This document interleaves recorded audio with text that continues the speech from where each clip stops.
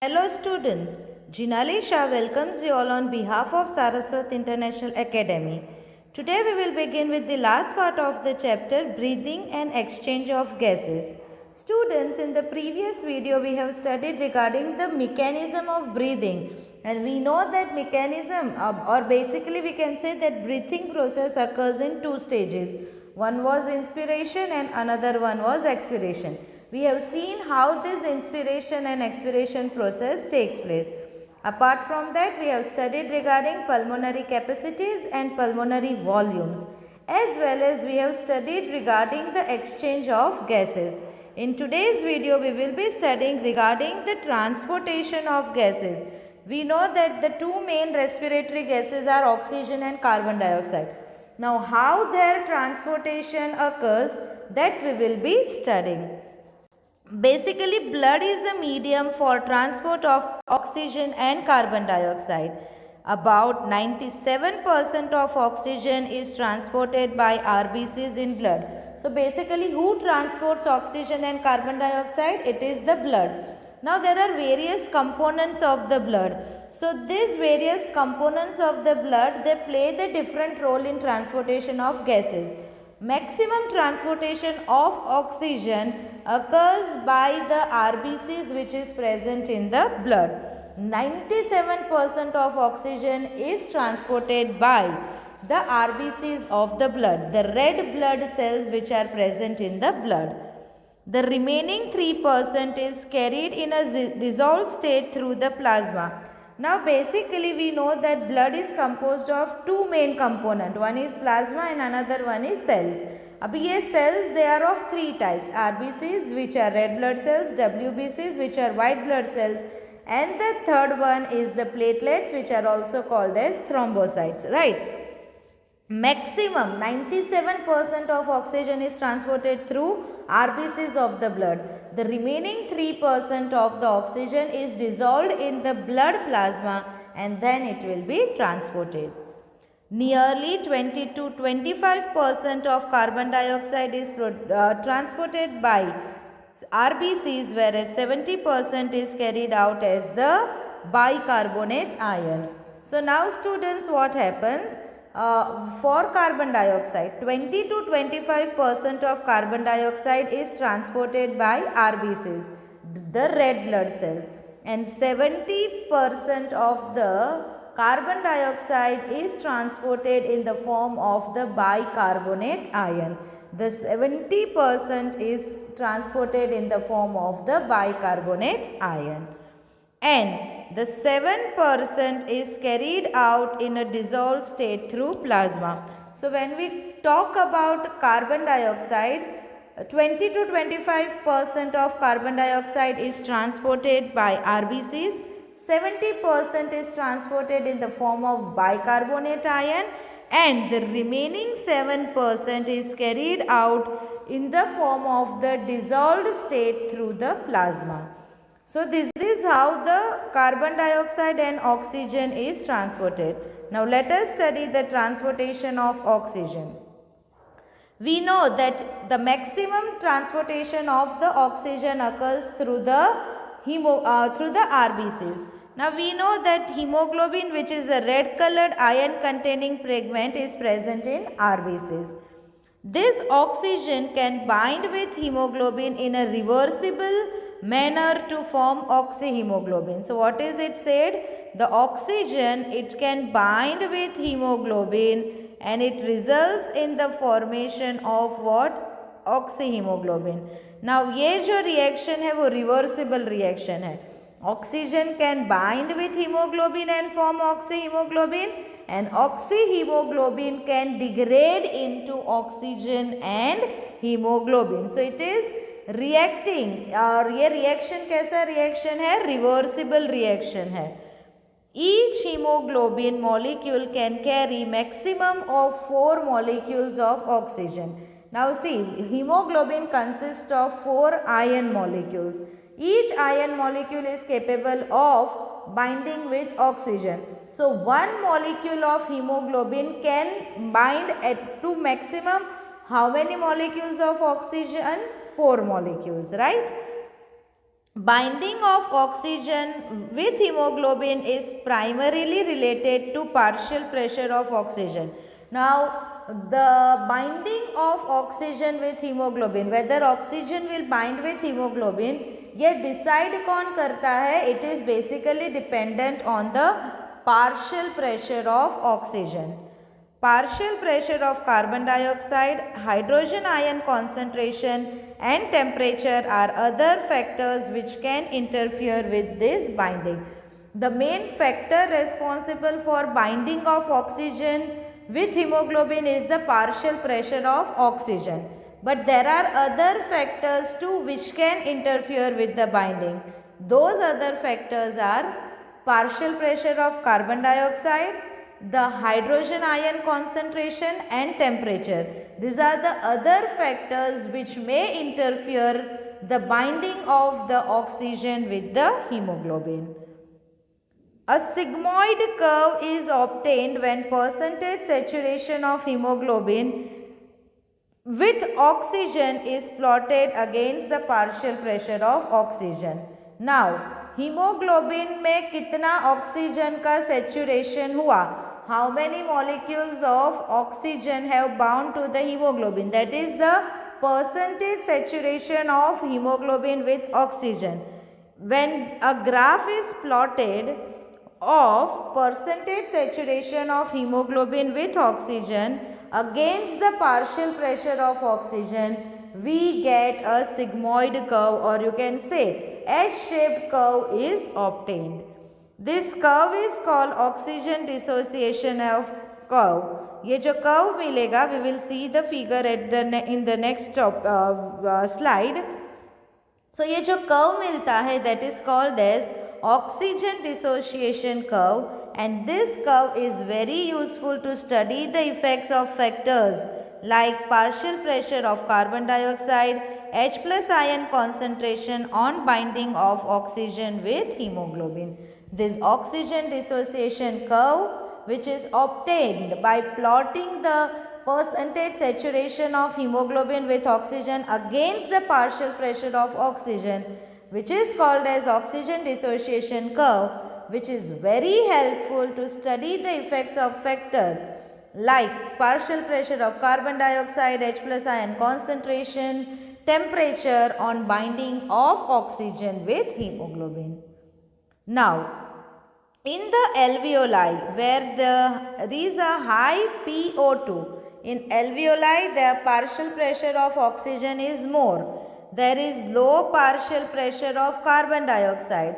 There is less H plus ion concentration and low temperature. So, what are the conditions in the alveoli? Partial pressure of oxygen is more, partial pressure of carbon dioxide is less, H plus ion concentration is less, and there is low temperature. All these factors, they are favorable for the formation of hemoglobin. All these factors allow the oxygen to bind with the hemoglobin, resulting in the formation of oxyhemoglobin. Whereas in tissues where there is low PO2, that is partial pressure of oxygen is less, the partial pressure of carbon dioxide is more, there is high H plus ion concentration and higher temperature. So all these conditions, all these factors, they are favorable for dissociation of oxygen from oxyhemoglobin. Alveoli में ऐसे conditions है जो क्या करते हैं, oxygen को haemoglobin के साथ बाइंड करके ऑक्सीहीमोग्लोबिन का फॉर्मेशन करते हैं. And at the tissue site what are the condition, जो ऑक्सीहीमोग्लोबिन है उसका डिसोसिएशन होगा, किसमें, ऑक्सीजन एंड हीमोग्लोबिन में. This clearly indicates that oxygen gets bound to hemoglobin in the lung surface and it gets dissociated at tissues. From this we can say that binding of oxygen with hemoglobin occurs in the lung surface, whereas the dissociation of oxyhemoglobin, it occurs at the tissue surfaces. For every 100 ml of oxygenated blood, can deliver around 5 ml of oxygen to the tissues under normal physiological conditions. So 100 ml of oxygenated blood can transport around 5 ml of the oxygen under the normal physiological conditions. So this is the oxygen dissociation curve, students. See, on the y-axis यहाँ पे आप देख सकते हो percentage saturation of hemoglobin with oxygen, and this is the partial pressure of the oxygen. And which shape curve is obtained? It is the sigmoid shaped curve. Okay. So this is regarding the oxygen dissociation curve. Now, this oxygen, see, we will see again in little bit detail. Oxygen joins with the Fe2 plus ion of a hemoglobin to form oxyhemoglobin. Oxygen haemoglobin में किसके साथ bind करता है? Fe2 plus ion से. Now each hemoglobin has 4 Fe2 plus ion, and each of these Fe2 plus ion can combine with one molecule of oxygen. So an oxyhemoglobin may carry 1 to 4 oxygen molecules depending upon the saturation of the oxygen with hemoglobin. Okay. Haemoglobin oxygen को transport कौन करता है? Haemoglobin. Haemoglobin में कौन responsible है oxygen को bind करने के लिए? Fe2 plus ion. One hemoglobin molecule consists of how many Fe2 plus ion? 4. So maximum oxyhemoglobin molecule can carry how many molecules of oxygen? 4. So 1 to 4 molecules of the oxygen can be carried by the oxyhemoglobin molecule. Hemoglobin readily combines with oxygen when exposed to high partial pressure of oxygen in respiratory organ, that is alveoli, and it releases oxygen equally readily when exposed to low PO2 in the tissues.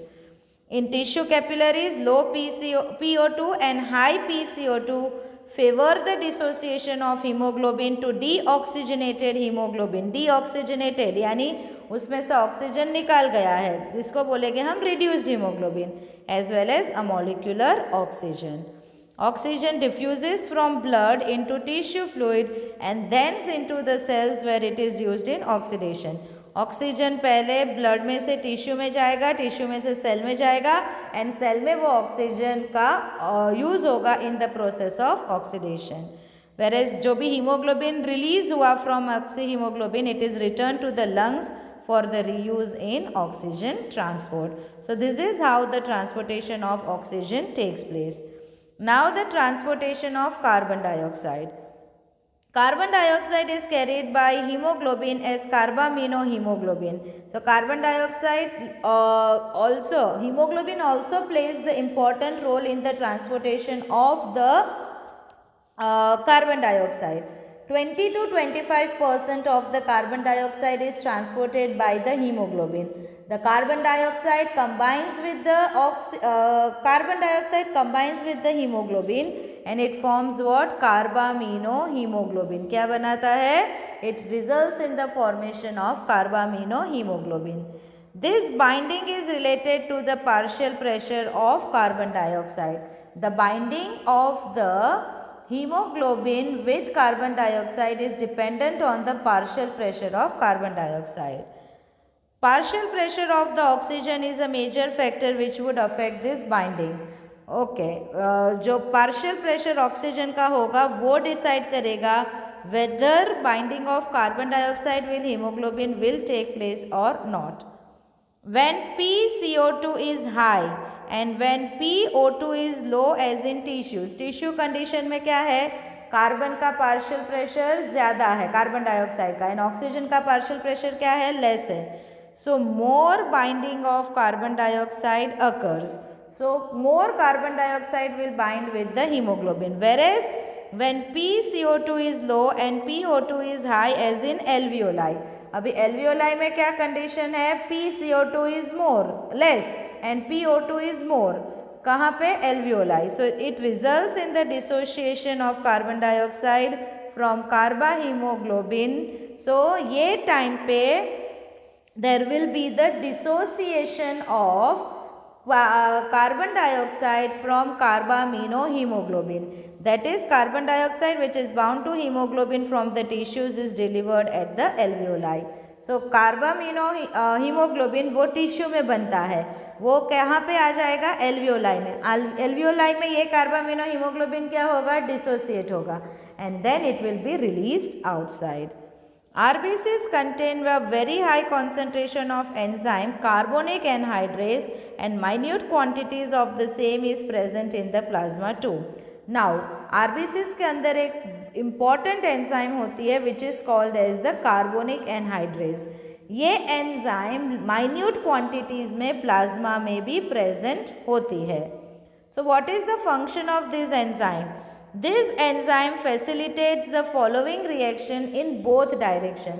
ये enzyme एक particular reaction करती है and that reaction is a reversible reaction. Carbon dioxide combines with water in the presence of the carbonic anhydrase and it forms H2CO3, that is carbonic anhydrase. Carbonic acid. Now this carbonic acid again in the presence of carbonic anhydrase enzyme, it breaks into what? It breaks into bicarbonate ion, that is HCO3 minus ion, and it forms the H plus. See, क्या reaction है? Carbon dioxide reacts with the water to form the carbonic acid in the presence of enzyme carbonic anhydrase. ये carbonic acid फिर से carbonic anhydrase के presence में किस में convert होता है? Bicarbonate ion and H plus ion. Now at the tissue site where partial pressure of carbon dioxide is high due to catabolism. Now tissue site पे carbon dioxide का formation ज़्यादा होता है. क्यों? क्योंकि टिश्यूज़ में कैटाबॉलिज्म रिएक्शन होता है, फूड का ऑक्सीडेशन होगा एंड वो क्या बनाएगा? कार्बन डाइऑक्साइड बनाएगा. So what happens? Carbon dioxide it diffuses into the blood in RBCs as well as in the plasma and it results in the formation of HCO3 minus ion and H plus ion. Tissue site पे carbon dioxide का concentration ज़्यादा होता है. क्यों? क्योंकि वहाँ पे catabolism reaction होता है. सो ये कार्बन डाइऑक्साइड ब्लड में जाएगा in RBCs as well as in plasma where it will form HCO3 minus ion and H plus ion. whereas at the alveolar site where PCO2 is low, alveolar site पे क्या है? PCO2 लो है. So the reaction proceeds in opposite direction leading to the formation of carbon dioxide and water. अभी क्या होगा? Carbon dioxide fix हो चुका है किसके फॉर्म में? HCO3 माइनस आयन के फॉर्म में. वो कहाँ पे बना है? At the tissue side. Now this carbon dioxide which is fixed in the form of HCO3 minus ion, ये कार्बन डाइऑक्साइड का क्या होगा? ये bicarbonate ion at the alveolar site उसमें PCO2 कम है. किसका? Partial pressure of carbon dioxide is less. So ये जो रिएक्शन है वो अपोजिट डायरेक्शन में होगा, यानी HCO3 minus ion and H plus ion वो कार्बोनिक एसिड बनाएंगे एंड ये कार्बोनिक एसिड किस में स्प्लिट हो जाएगा? कार्बन डाइऑक्साइड एंड वाटर में. Thus, CO2 which is trapped as bicarbonate at the tissue level and transported to the alveoli is released out as CO2. Every 100 ml of deoxygenated blood delivers approximately 4 ml of carbon dioxide to alveoli. 100 ml of deoxygenated blood can transport approximately 4 ml of carbon dioxide to alveoli. So this is how the transport of oxygen and carbon dioxide takes place. Now the regulation of respiration, how the respiratory process is maintained, how it is regulated. Human beings have significant ability to maintain and moderate the respiratory rhythm to suit the demands of the body tissue. Human beings के पास ऐसी ability है जो respiratory rate को maintain करते हैं, rhythmically maintain करते हैं. Okay, rhythmically inspiration होगा, एक्सपिरेशन होगा, ये प्रोसेस रिदमिकली होता है and this process suits the demand of the body tissue. And ये जो control है basically it is done by the neural system. Nervous system basically controls this rhythmicity of the breathing. A specialized center present in the medulla region of the brain called as the respiratory rhythm center is primarily responsible for this regulation. I told you breathing process occurs rhythmically. Now ये process rhythmically हो वो control कौन करता है? तो medulla oblongata में एक centre present है which is called as the respiratory rhythm center, and this respiratory rhythm center is responsible for the regulation of breathing. There is another center present in the pons region of the brain called as pneumotaxic center, which can moderate the functions of the respiratory rhythm centers. Respiratory rhythm center कहाँ पे है? तो medulla oblongata में है. Now there is one another center in the pons varoli region of the brain जिसको बोलते हैं pneumotaxic centre. ये न्यूमोटैक्सिक सेंटर क्या करते हैं कि जो मेड्यूला ऑब्लोंगेटा में रिदमिकली रेस्पिरेटरी सेंटर्स है उनके फंक्शंस को वो मॉडरेट करता है. ये हम देखते हैं कैसे होगा. Neural signal from this center can reduce the duration of inspiration and thereby alter the respiratory rate. Now see the nervous control of the respiration. The breathing is controlled by the group of neurons located in medulla oblongata and pons varoli. The respiratory center regulates the rate and the depth of the breathing. Now ये जो centers है they are divided into three major groups of the neurons called dorsal respiratory group or also called as inspiratory center, ventral respiratory group or expiratory center, and another one is pneumotaxic centers. The first two centers यानी inspiratory and expiratory centers they are influenced by stretch receptors and chemoreceptors. Stretch receptors यानी receptors are the group of neurons. ये neurons कब activate हो गए? जब कोई particular organ का stretching होगा. Let us see how they control the process of breathing. So dorsal group of neurons these are located in the dorsal portion of the medulla oblongata. This group of neurons mainly causes inspiration. So basically dorsal rhythmical center is located on the dorsal side of the medulla oblongata and उसके जो neurons है वो कौन से process को control करते हैं? Inspiration.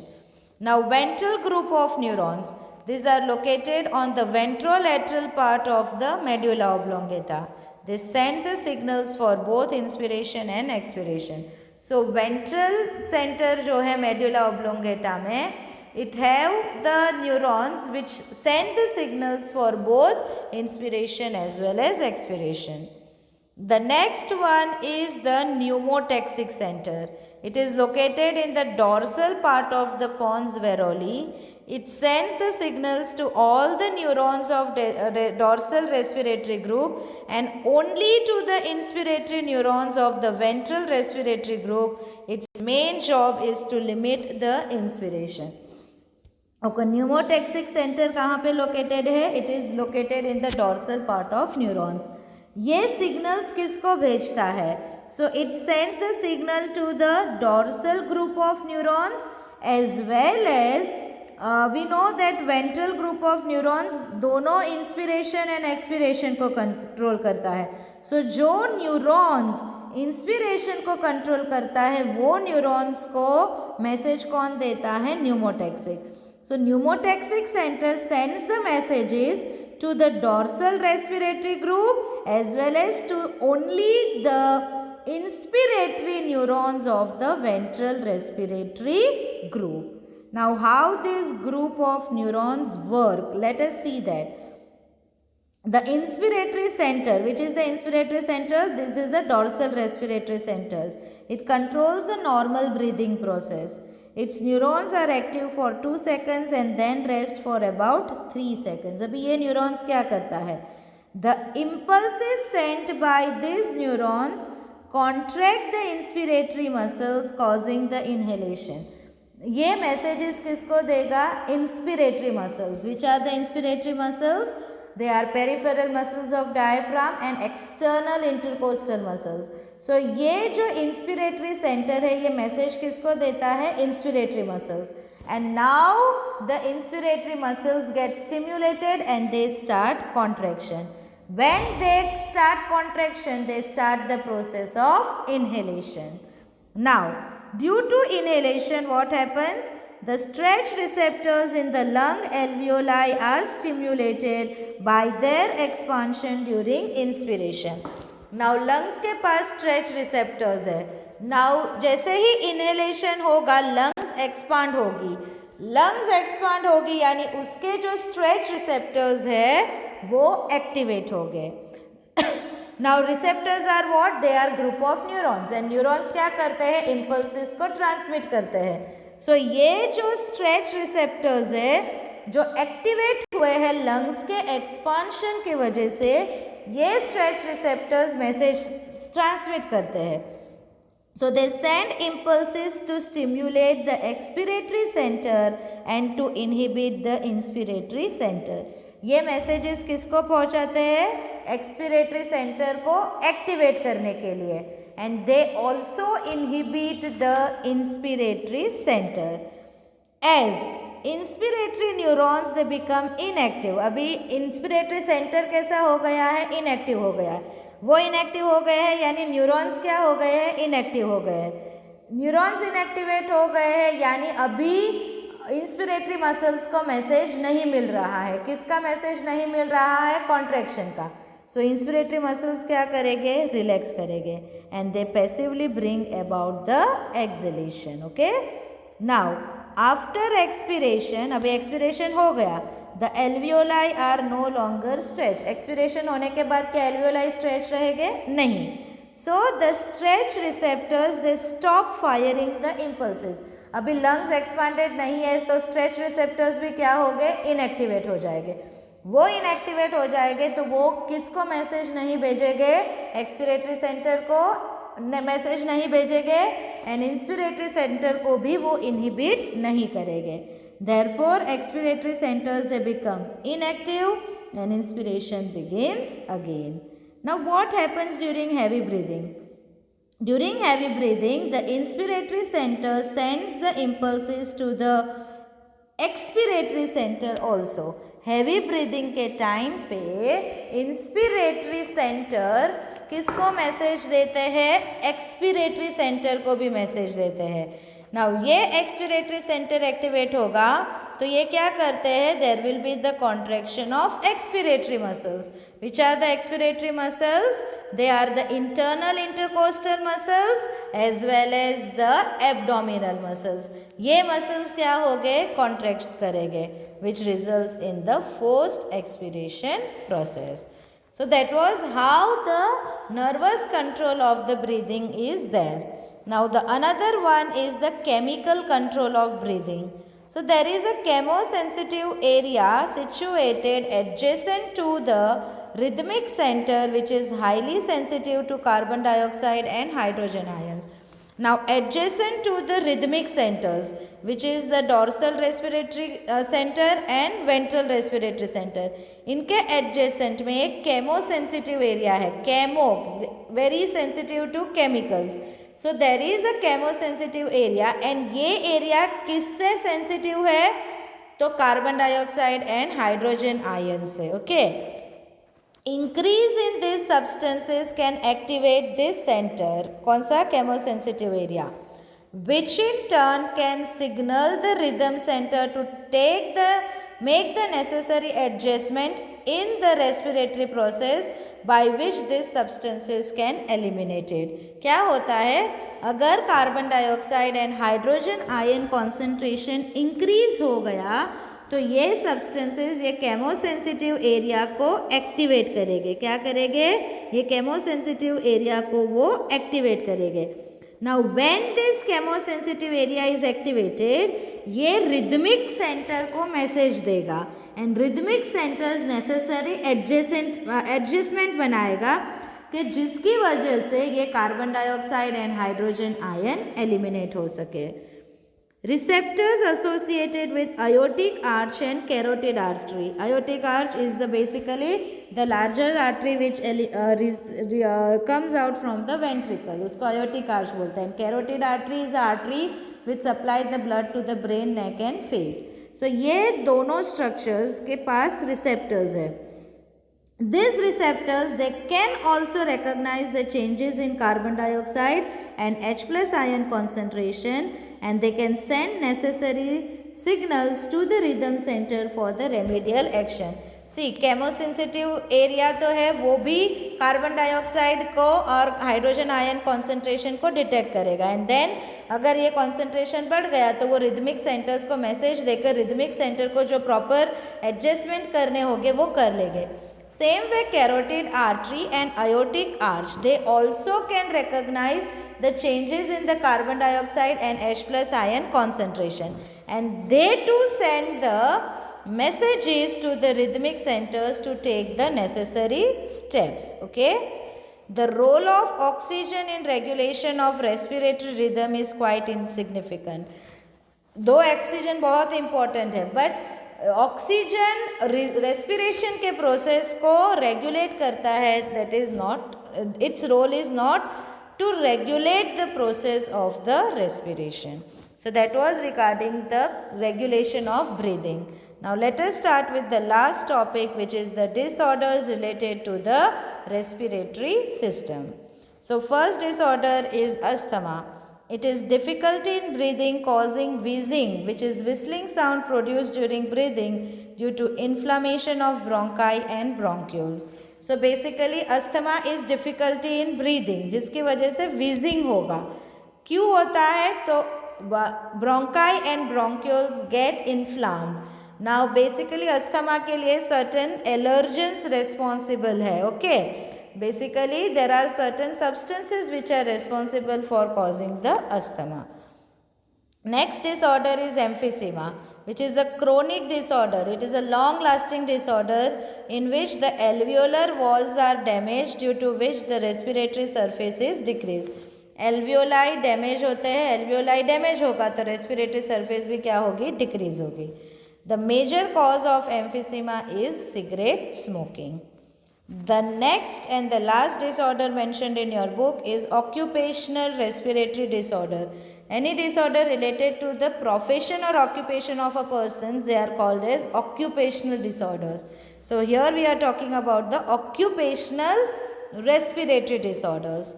In certain industries, basically जैसे जो person stone grinding industries में है या एस्बेस्टोस इंडस्ट्रीज में है, so those involving grinding or stone breaking, so much dust is produced that the defense mechanism of the body cannot fully cope up with the situation. So the persons working in the stone breaking or grinding industry, those persons are exposed to too much dust, and ये dust उनकी body के defence mechanism को fully cope up करने के लिए helpful नहीं होगी. Long exposure can give inflammation leading to the fibrosis, which is the proliferation of the fibrous tissues and thus causing serious lung damage. अगर long time exposure हुआ dust particle से तो lung के जो फाइब्रस टिश्यू है वो inflame हो गए एंड बेसिकली फाइनली वो लंग को डैमेज करेंगे. इसीलिए ये पर्सन को सर्टेन प्रिकॉशंस लेने चाहिए. So workers working in such industries should wear protective mask. उनको मास्क पहनने चाहिए ताकि डस्ट पार्टिकल्स अंदर ना जाए. दूसरे जो एक सिचुएशन होती है कि ये पर्सन्स क्या होता है, से फॉर एग्जांपल 15 डेज वो इंडस्ट्री में वर्क करेंगे, then they will be given 15 days rest. After 15 days rest again फिर से वो 15 डेज वर्क करेंगे, so that they are not continuously expose to the dust particles. So this are some of the disorders related to the respiratory system. Here we come to the end of this chapter. In the next video, we will be beginning with the new chapter, that is the circulatory system. Thank you, students.